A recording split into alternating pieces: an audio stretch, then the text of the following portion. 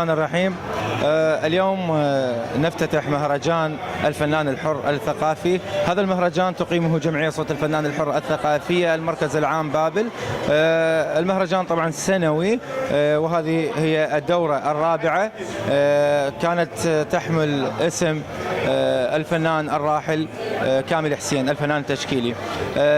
هذا المهرجان من طبيعته هو يحمل كل أطياف الثقافة، من مسرح وتشكيل وشعر وسينما وموسيقى إلى ما ذلك في الثقافة. شفت قاعد على كراسي الانتظار، اسمع الصوت ما تصيح. قمت حتى اساعدها وانقل مريضها لاقرب غرفة قومتها. سحبت السدية وياها وشفت وجه هذا الشخص مو غريب، لكن ما شخصته وما عرفته بهذا اللحظة. كان لابس تيشيرت جدا حلو، وكان لونه برتقالي وعليه لون وكأنه كان في مكان من الأصباغ. دخلت السدية غرفة العمليات.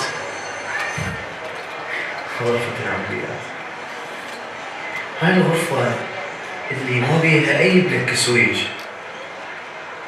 حتى يشغلون عليه أجهزة القلب وما شابه ذلك، ومن خلال يعالجون المريض أو يشخصون حالته. بهذه اللحظات أكو ممرض مكتوب على بذلته الممرض المعهد فلان الفلاني. هذا الممرض طلبني وقال لي اطلع برا، هذا غرفة عمليات. تعرف بس شوف عايش لو ميت. جيب لي كارت باسمه. يقول مش اسمه؟ يبقى اسمه كامل. كامل شنو؟ كامل حسين. رحت على غرفة الكارتات، سألني اللي يملي معلومات الكارت. شنو اسم المريض؟ كامل حسين. هنا يمكن تذكرت هذا الرجل، بس كذبت نفسي وقلت مو أكيد. أخذت الكارت ورجعت وأنا بالطريق وأفكر بهذا الوجه وأحاول أتناساه بأن لا يكون هو نفس اللي في بالي، اللي شايفه قبل 5 سنين. وأنا أفكر سمعت صوت المرأة للمرة الثانية وبنفس الصوت.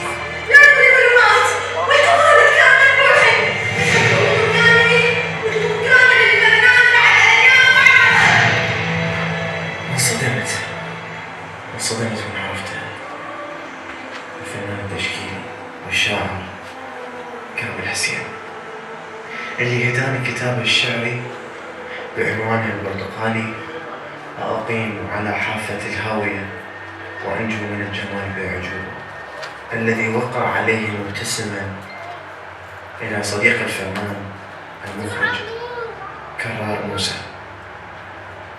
نعم، أنا صديقك الفنان الذي سيموت ذات يوم على نفقته الخاصة، كما رحلت أنت يا كامل.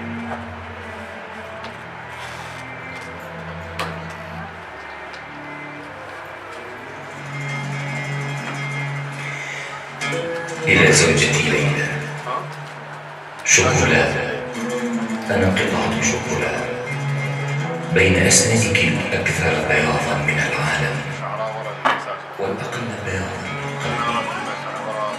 انظريني جيدا كي لا أسقط من فمك. حطميني، أنا رجل من زجاج، قد أجرح شفتيك واليتين بضربة واحدة من قلبك المجنون، قلبك الذي يبث بياضا كحليب أمي. حطميني، فأنا المسيح الذي لم يولد بعد، أو غول الذي غدرنا الجميع بعد انتظار طال من ياري عام.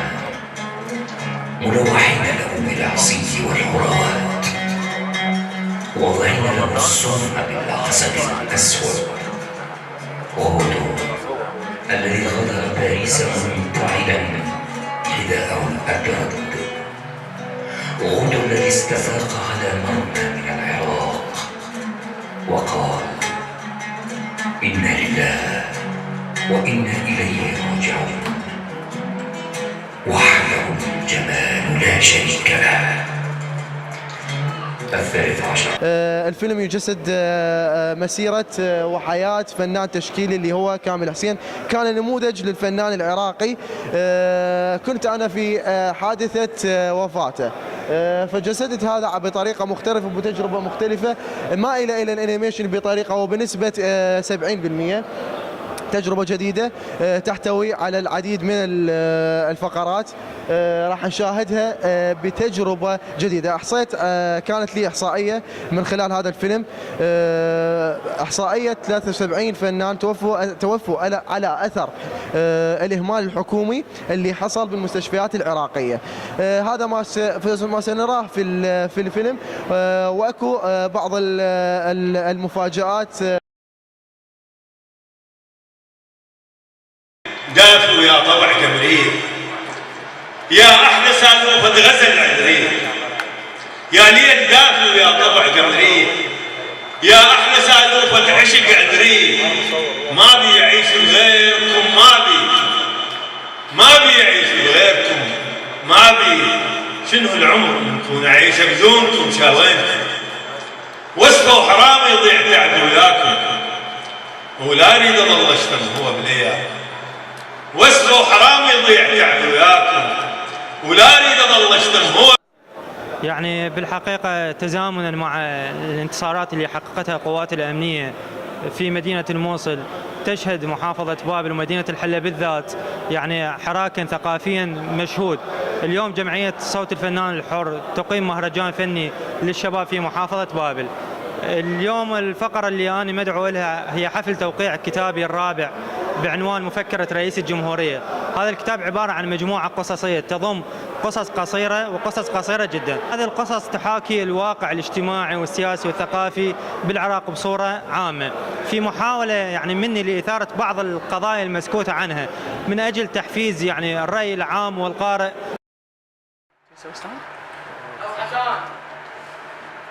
اللوحة الأولى رثاء كامل حسين. لم أكن أتوقع يوما أن أقف هنا. اليوم مشاركتي في مهرجان صوت الفنان الحر الدورة الرابعة. هذا المهرجان أنا لي مشاركات دورية في هذا المهرجان، السنة الرابعة أنا أشارك فيه، لكن في هذه الدورة ستكون مختلفة، لأن اسم المهرجان هو الفنان التشكيلي والشاعر الكبير العراقي كامل حسين.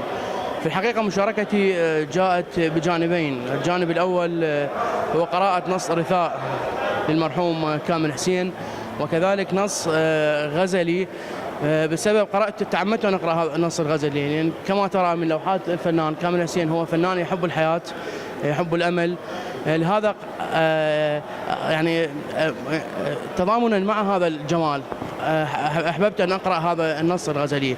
أتمنى لجمعية صوت الفنان الحر الوصول لأبعد نقطة، وأتمنى الموفقية وتكون هناك دورات أخرى أجمل.